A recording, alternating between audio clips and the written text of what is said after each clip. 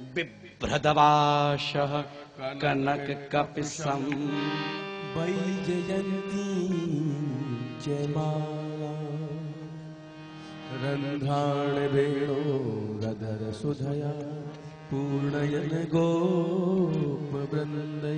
भगवान श्री कृष्ण वैजयंती माला पहनते हैं और क्या करते हैं? बिभ्रदवाशः कनक कपिसं वैजयंतीं च मालाम रंध्रान वेणो। रंध्रान समझते हैं? अधरों पर बांसुरी को लगाते हैं, अधरों पर बांसुरी को लगाते हैं, बजाते हैं। बिभ्रदवाशा बांसुरी को बजाते हैं और क्या करते हैं? गौओं को चराते हुए वृंदावन में प्रवेश करते हैं। तो कृष्ण कैसे दिखते हैं आप ध्यान दें। रंध्रान वेणो अधर सुधया पूरयन गोप वृंदई। कृष्ण कैसे लगते हैं? जब गैया चरा करके वो जाते हैं, गोधूली का समय होता है, गायों की खुरों से धूल उड़ती है और उड़ते उड़ते वो धूल गोविंद की घुंघराले बालों पर लग जाती है। तो कैसा लगता है? जैसे श्याम घटा छा गई हो, श्याम घटा छा गई हो, ऐसे श्री कृष्ण लगते हैं महाराज। सामने से गोपियां देखती हैं, वो गोपियां श्री कृष्ण को देख करके उनके महाराज मुखार बिंद का रसास्वादन करती हैं, उनका दर्शन करती हैं। सुंदर कमनीय कामना कामदेव के समान सुंदर रूप माधुर्य का नेत्रों से महाराज रसपान करती हैं उनके रूप माधुर्य का। वृंदारण्यम स्वपद रमणम प्राविशत गीत की। वृंदा अरण्यम, वृंदा भी महाराज अरण्य था, वृंदावन अरण्य था। किसका अरण्य था? वृंदा माने, हाँ जोर से बोलो, तुलसी। जहां तुलसी का वन था उसको वृंदावन कहते हैं। वृंदाया वनम वृंदावनम पसभ्यम नवकाननम गोप गोपी गवाम सेव्यम पुण्याद्रि तृणवीरुधम। वृंदा का वन है हमारे यहाँ। वृंदावन में आप तो गए हैं, जाएंगे भी कई बार। वहां तुलसी स्वाभाविक प्रकट हो जाती है, जगह जगह महाराज तुलसी। और वैष्णवों को तुलसी बहुत प्रिय होती है। कृष्ण वृंदावन में प्रवेश करते हैं। इस रूप माधुर्य के श्लोक का वर्णन व्यास जी के शिष्य ने किया। महाराज सुखदेव की समाधि टूट गई और तुरंत कहा आगे बोलो, आगे क्या है? छोटा सा शिष्य बोला स्वामी जी आगे तो मैं नहीं जानता, आगे तो मेरे गुरुदेव जानते हैं, चलो ना। शिष्य महाराज उंगली पकड़कर गुरुदेव के सामने लेकर आया। ज्यादा वक्त नहीं लूंगा। महर्षि वेदव्यास ने भगवान सुखदेव के लिए 18,000 श्लोक की भागवत कथा सुना दी। सबसे पहले जो श्रोता थे वो भगवान सुखदेव हुए। समझ में आया कि नहीं? कौरव पांडवों का युद्ध हो रहा था महाराज, उसी के साथ अश्वत्थामा ने पांडवों के वंश को नष्ट करने का निर्णय ले लिया। अश्वत्थामा पांडवों के वंश को नष्ट करना चाहता है, लेकिन महाराज पांडव तो जा चुके हैं। बच्चों का सर काट करके महाराज ले जाता है। उसी के साथ पांडव लोग अश्वत्थामा के मस्तक को मणि निकालते हैं, उसको अपमानित करते हैं। उसके बाद श्री कृष्ण उसको छोड़ देते हैं। उसी के बाद आज अश्वत्थामा ने पांडवों के वंश के समूल नष्ट करने का निर्णय लिया और आज उत्तरा के गर्भस्थ शिशु को ब्रह्मास्त्र से मारना चाहा। उत्तरा दौड़ी दौड़ी महाराज कृष्ण शरणागत हुई। पाहि पाहि महायोगिन देव देव जगतपते नान्यम त्वदभयम पश्ये यत्र मृत्यु परस्परम। हे श्री कृष्ण मैं आपकी शरण में हूँ। कामम दहतु माम नाथ मामे गर्भो निपात्यताम। मैं भले ही मर जाऊं लेकिन गर्भस्थ शिशु न मर पाए। उत्तरा की गर्भ की गोविंद ने रक्षा की और कुंती को भगवान ने कहा कि बुआ जी कुछ मांगो, तब बुआ ने महाराज दुख मांगा, लेकिन गोविंद ने दुख नहीं दिया। गोविंद ने तो परम शांति का वरदान दे दिया। उसके बाद श्री कृष्ण वापस चले जाते हैं द्वारका। उत्तरा परम सुंदर गर्भ को बच्चे को जन्म देती है। उसने जन्म लेते चारों ओर देखा था, इसलिए बालक का नाम पड़ा परीक्षित। बालक का नाम पड़ा परीक्षित। परितः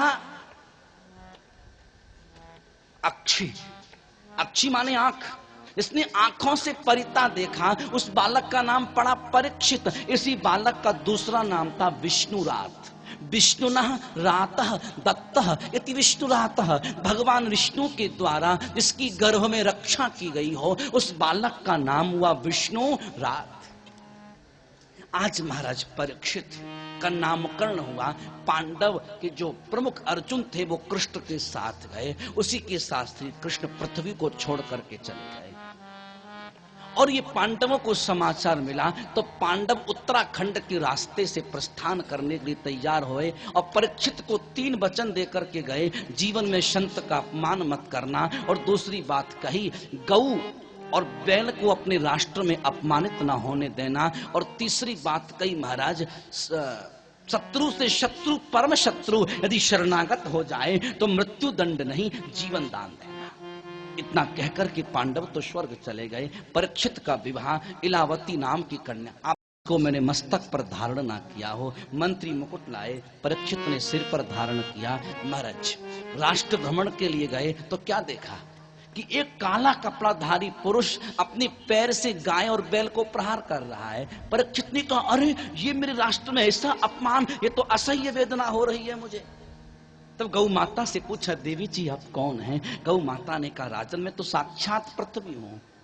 वृषभदेव से पूछा कि तुम कौन हो? मैं साक्षात धर्म हूं। ये काला कपड़ाधारी पुरुष कौन था? तब कहा कि महाराज इसका नाम कलयुग था, और कलयुग में लोग गौ और बैल का सम्मान नहीं करेंगे। कलयुग में गौ और बैल का सम्मान नहीं होगा। गाय को 2 रोटी भी नहीं खिलाएंगे, कुत्ता है तो 100 रुपए का बिस्किट खिला देगा। आजकल कुत्ता पालने का लोगों को बड़ा शौक है, फैशन। तुम्हारे कुत्ता है? बोले नहीं तो बेकार हो, गरीब आदमी हो। फैशन है कुत्ता पालने का, महंगा कुत्ता। एक व्यक्ति मेरे पास आया और स्टाइल में बोला, बाबा मेरा कुत्ता देखा। मैंने कहा मैंने डबल कुत्ता देखा। लेकिन तेरे कुत्ते में क्या खासियत है? बोले 20,000 का लाया हूं। बाप रे क्या बात है, 20,000 का कुत्ता। मैंने कितना दूध देता है? वो माथा फोड़ा, दूध कहां महाराज? मैंने माथे में पत्थर मारा। अरे मैंने कि पगला, कहीं तू गऊ लिया था तो कम से कम दूध तो देती, और कुत्ता क्या देगा? भाई गाय पालोगे तो दूध देगी, और कुत्ता पालोगे तो। जयराम जी की महाराज कुत्ता नहीं पालना चाहिए। कलयुग में गऊ का सम्मान नहीं होगा। राजा परीक्षित ने कहा मैं तुम्हें छोड़ूंगा नहीं कलयुग से, और कलयुग को मारने को तैयार हुए तो तुरंत महाराज परीक्षित के शरणागत हो गया और कहा, राजन मुझे क्षमा करें। तब कहा तुम्हें छोड़ तो दूंगा, लेकिन तुमसे एक मेरा निवेदन है कि तुम राष्ट्र को छोड़कर चले जाओ। परीक्षित ने कहा कि महाराज पूर्व से पश्चिम तुम आप राजा हैं, मैं तुम्हें कहां छोड़ करके जाऊं? जहां से सूर्य उदय होता है, जहां पर अस्त हो जाता है, वहां तक आप सम्राट हैं। तुम ही बताओ कि मैं कहां जाऊं। तब परीक्षित ने कलयुग के लिए 3 स्थान दिए। I have your tension please, मैं बताना चाहता हूं 3 स्थानों में कलयुग रहता है। 3 स्थानों में कलयुग, द्यूतम पानम स्त्रिया सूनम यत्रास धर्म चतुर्भुजम। 4 स्थानों में कलयुग का निवास है। द्यूतम, द्यूतम समझते हैं? जुआ। पानम, पानम समझते हैं ना? पीता नहीं हूं पिलाई गई है, सब छत्तीसगढ़िया जानते हैं।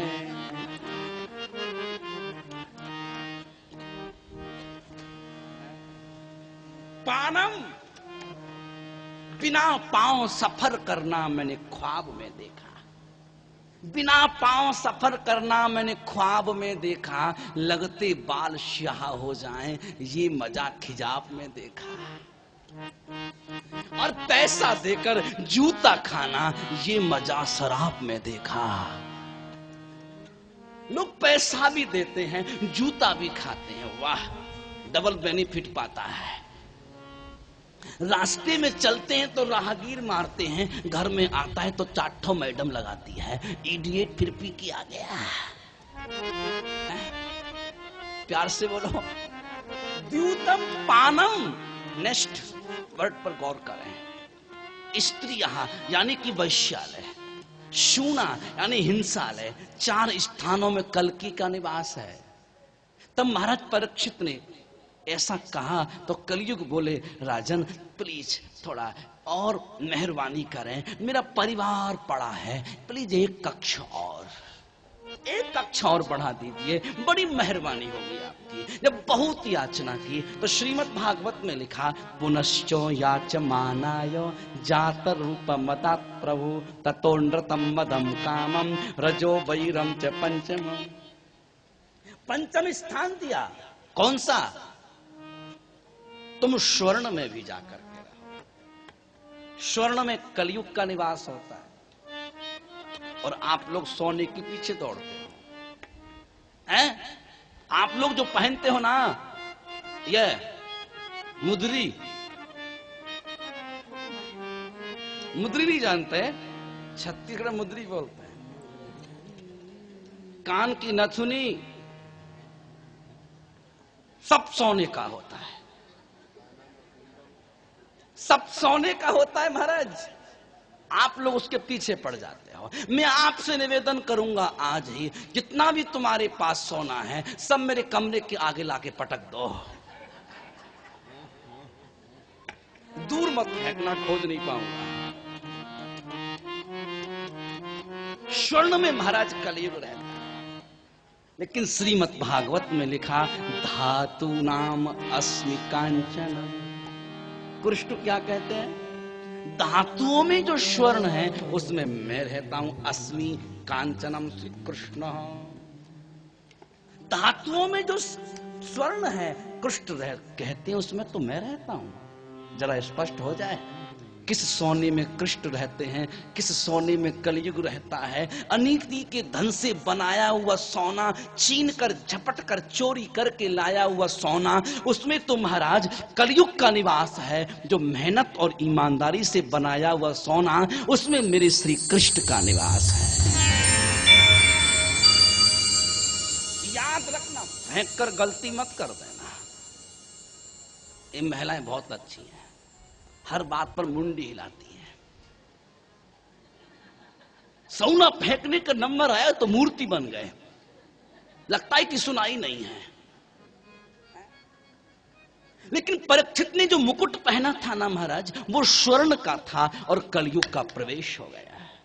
और खास बात ईमानदारी का नहीं था, बेईमानी का था महाराज, छीन कर लाया गया था। भीम ने जब जरासंध का वध किया था तो भीम को जरासंध का मुकुट बेहद पसंद आया, उसको वहां से छुपाकर अपने कोष में लाके रख दिया। उसी मुकुट को राजा परीक्षित ने पहन लिया और तुरंत कलयुग का प्रवेश हो गया। प्यार से बोलो।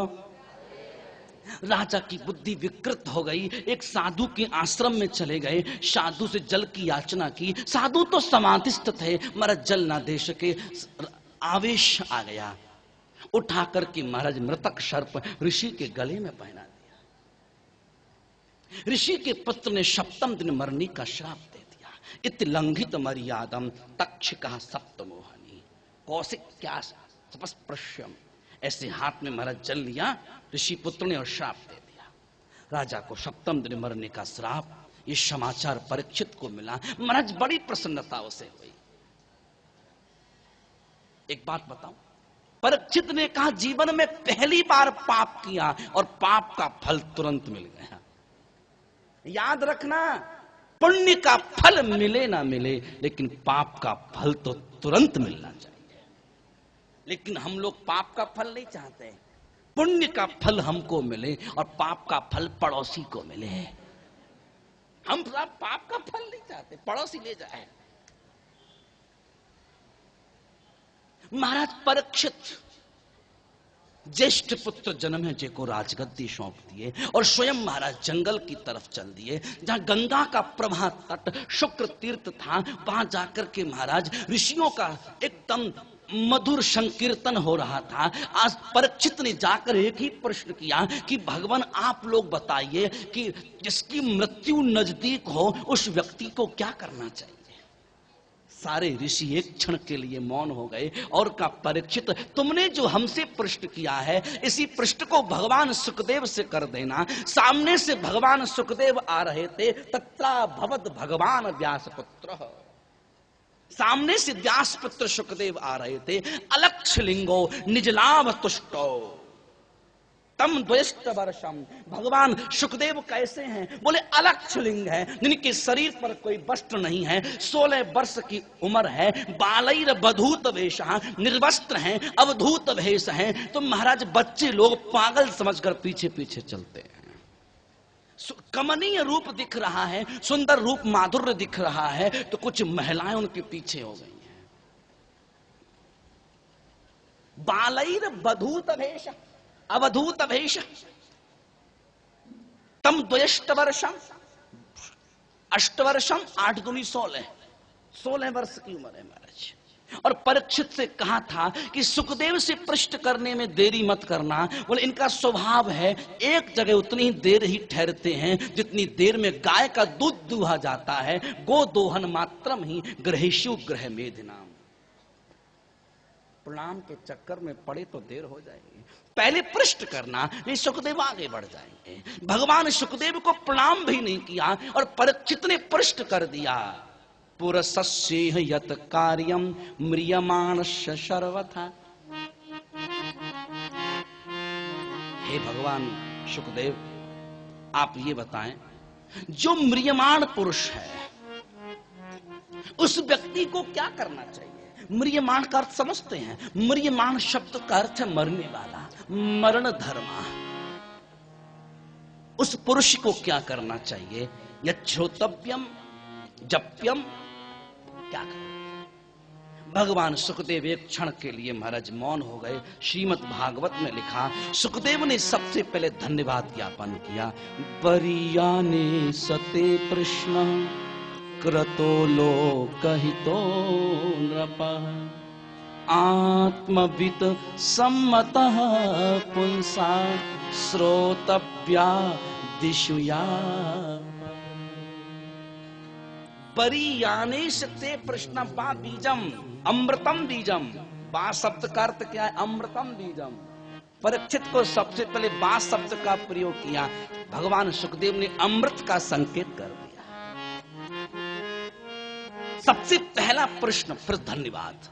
हे परीक्षित, तुम्हारा जो प्रश्न है ये सिर्फ तुम्हारा प्रश्न नहीं, ये सर्वलोक हितो नृपः, संपूर्ण लोक का, संपूर्ण जीव मात्र का कल्याण करने वाला ये प्रश्न है। इसलिए मैं तुमको उत्तर दूंगा कि मरने वाले सिर्फ तुम नहीं, मरने वाली तुम्हारा सारी दुनिया है। परीक्षित, तुमको 7वें दिन मरना है और सारी दुनिया को तो 7 दिन में मरना है। आपको कंफर्म है कौन से दिन मरोगे? अच्छा है कंफर्म नहीं, यानी पहले ही मर जाओगे। अच्छा है कि कंफर्म नहीं, यानी 3 दिन पहले ही अटैक पड़ जाएगा। परीक्षित को कंफर्म था कि 7वें दिन मरूंगा, लेकिन तुमको कंफर्म नहीं है कि 7 दिन में मरूंगा। लेकिन तुमको भी 7 दिन में ही मरना। रविवार, सोमवार, मंगलवार, बुधवार, गुरुवार, शुक्रवार, शनिवार, 8वां दिन बनकर आएगा क्या? इस 7 दिन में तो आप मरने वाले हो। है? तब महाराज भगवान सुखदेव से प्रश्न किया कि हम क्या करें? किम स्मर्तव्यम बा, क्या हम कोई स्मरण करें? जपनीयम बा, हम कोई भजन करें, यज्ञ करें? तब भगवान सुखदेव ने कहा, परीक्षित, एतन निर्विद्यमाना नाम मिच्छतो मकतो भयम योगिनाम नृप निर्णीतम हरेर नामानुकीर्तनम। अरे परीक्षित, हम सब ऋषियों ने मिलकर के निष्कर्ष किया है, निर्णीतम, निर्णय किया है कि मृतक पुरुष के लिए क्या करना चाहिए। हरेर नामान कीर्तनम। यदि आप परीक्षित भवसागर से पार जाना चाहते हो तो राम नाम रूपी नौका में बैठ जाइए, कीर्तन की नौका में बैठ जाइए। हरेर नामानु कीर्तनम, मैं कुछ नहीं कह रहा, भागवत में लिखा है, तो किस कर योगी नाम नृप निर्णीतम हरेर नामानु कीर्तनम। हम सब मिलकर के कीर्तन करके भवसागर से पार हो सकते हैं। राजा परीक्षित को भगवान सुखदेव ने श्रीमद् भागवत की कथा का श्रवण कराया। जीव भवसागर से पार कब हो सकता है? कि जब वो भागवत की कथा सुन। नदी में नहीं, समुद्र में भी पार कर देती, नहीं तो डूब कर देख लो, समुद्र बाहर फेंक देगा, ये कन्फर्म है। समुद्र कभी अंदर नहीं लेता है किसी को, बरोबर बाहर फेंकता है। जाना नहीं, जिसका बीमा हो वही जाना। प्यार से बोलो। भगवान सुखदेव ने परीक्षित को भागवत कथा सुनाई और सबसे पहले सृष्टि का क्रम, नारायण की नाभि से कमल, कमल से ब्रह्मा, ब्रह्मा से मनु, शत्रुपा प्रकट हुए। मनु की 3 कन्या हुई, आकुति, देवहूति, प्रसूति। 2 पुत्र पैदा हुए, प्रियव्रत और उत्तानपाद। आकुति का विवाह रुच ऋषि के साथ में हुआ, प्रसूति का विवाह दक्ष के साथ में हुआ, और महाराज देवहूति का विवाह कर्दम के साथ में हुआ, कि जिनके घर में साक्षात नारायण कपिल भगवान के रूप में प्रकट हुए। और कपिल भगवान ने अपनी माता देवहूति के लिए शांक शास्त्र का वर्णन किया, विवेचन किया। 24 तत्वों को पहली बार भगवान कपिल ने बताया कि मनुष्य के शरीर में 24 तत्व होते हैं। 5 तत्व तो आप लोग भी जानते हैं, पृथ्वी, जल, तेज, वायु, आकाश। लेकिन भगवान कपिल ने कहा 25 तत्वों से मनुष्य का शरीर बना होता है। 5 ज्ञानेंद्रिय, 5 कर्मेंद्रिय, 5 महाभूत, 5 तन मात्राएं, मन, बुद्धि, चित्त, अहंकार, और 25वां तत्व है आत्मा। 25वां तत्व है आत्मा। ये भगवान कपिल ने सबसे पहले माता देवहूति को बताया। स्वर्ग और नरक के विषय में महाराज देवहूति ने पूछा, तब भगवान कपिल ने कहा अत्रैव नरकः अत्रैव स्वर्गः इति माता प्रचक्षते। माता जी यहीं पर नरक है और यहीं पर स्वर्ग है। आप लोग सुनते हैं कि स्वर्ग नरक कहीं होता है, लेकिन नरक स्वर्ग यही है। मनुष्य योनि स्वर्ग की योनि है और बाकी जो योनियां हैं वो सब नरक की योनि है। ऊपर कुछ नहीं है। ऊपर रख के तुमको क्या करेगा वो? बताओ भाभी, तुम तो रूम मांगोगी, रूम दो, वो भी ऐसी। प्यार से बोलो। महाराज जितने भी ये जीव है ना, नाना प्रकार की जो योनियां हैं, ये नरक की योनियां हैं और मनुष्य योनि स्वर्ग की योनियां हैं। आप स्वर्ग में हैं और स्वर्ग से हमें वैकुंठ जाना चाहिए, नीचे नहीं आना चाहिए महाराज। और जो श्रीमद् भागवत की कथा सुनता है वो जीवन में कभी नरक को जाता नहीं है। और कहीं रामेश्वरम में सुन लिया तो पक्का महाराज मोक्ष हो जाएगा। इस तीर्थ की ये महिमा है।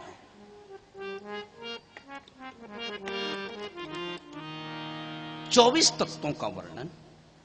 उत्तानपाद की 2 पत्नियां थीं, प्रियव्रतोत्तानपाद सतरूपः पतेषुतौ। 2 पत्नियां थीं, एक का नाम था सुरुचि और दूसरी का नाम था उत्तानपाद। किसे कहते हैं? ध्यान देना। उद माने ऊपर को पैर हैं जिसके। ऊपर को पैर किसके होते हैं? हम और आप जब मां के गर्भ में होते हैं ना बाबा, तो हमारा सिर नीचे होता है, पैर ऊपर होता है। हम और आप ही उत्तानपाद हैं। जैसे उत्तानपाद की 2 पत्नियां थी ना, सुरुचि और सुनीति, ऐसी हमारी भी 2 पत्नियां हैं। एक का नाम सुरुचि है, दूसरी का नाम सुनीति है। जैसे उत्तानपाद को सुरुचि पसंद थी, सुनीति पसंद नहीं थी, ऐसी हमको सुरुचि पसंद है, सुनीति पसंद नहीं है। सुरुचि का मतलब समझते हो? स्वरुचि, अपनी इच्छा के अनुसार जीवन जीना, स्वरुचि। और सुनीति माने नीति के अनुसार जीवन जीना। अब आप लोग बताइए, सुनीति किसको पसंद है? नीति के अनुसार कोई जीवन नहीं जीना जा सकता, वो सब सुरुचि महाराज। हमारा जो मन कहे बस वो हम करें। आज के बच्चों को टोक दो, रोक दो तो महाराज आफत खड़ी हो जाती है। सुरुचि, सुरुचि पसंद है सबके लिए। देखो सुनीति, नीति पर चलोगे तो कष्ट होगा, बहुत ध्यान देना। धर्म पर चलोगे तो कष्ट होगा। धर्म का रास्ता कंकड़ और पत्थरों का रास्ता है। मेरे गुरुदेव ने कहा था, मैंने कहा गुरुजी मैं प्रचार करना चाहता हूं धर्म का, तब